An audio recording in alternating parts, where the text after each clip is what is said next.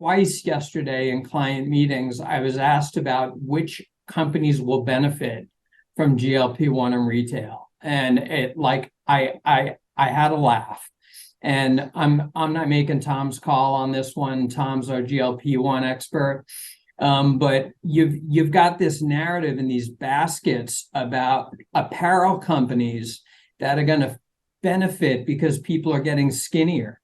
Like, are you kidding me? Like, we're Americans. We eat and we're fat.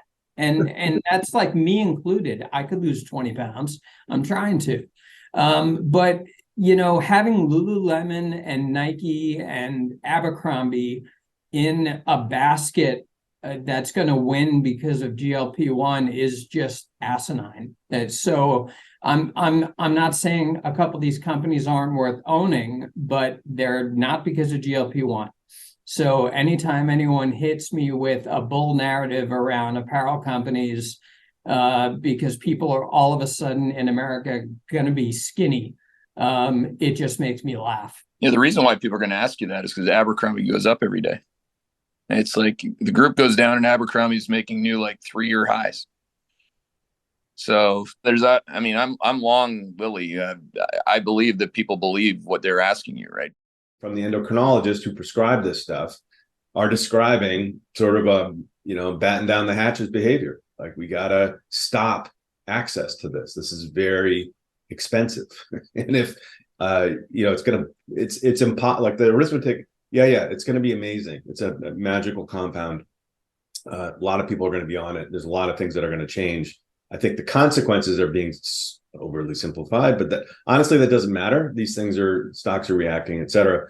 But in the slides, it's just really clear that people are throwing up fences more than, hey, this is a great idea. We're gonna save all this money, which we're not, and we're gonna prevent all this morbidity, mortality, which we are, but I don't know over what time frame and when. I think those are all open questions. If this drug is actually affecting consumer staples, retail, restaurants, well, basically the whole American economy, then it should show up in CPI. In other words, if people are going to the pharmacy and they're paying $200 for their cost share of a very expensive drug per month, that should show up in CPI. It should have shown up yesterday.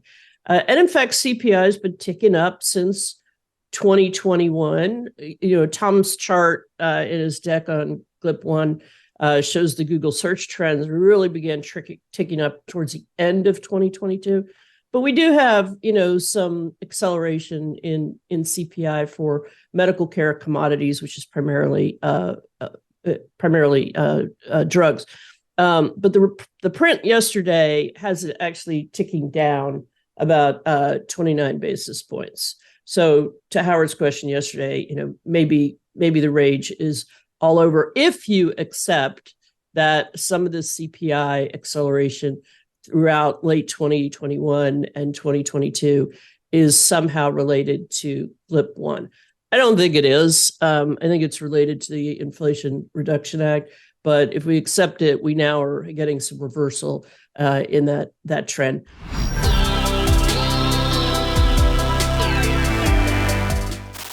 Hey there, Hedgeye Nation, or if you're not part of Hedgeye Nation, thanks for watching Hedgeye on YouTube. If you haven't already, make sure to click on the button below there. Subscribe to our YouTube page.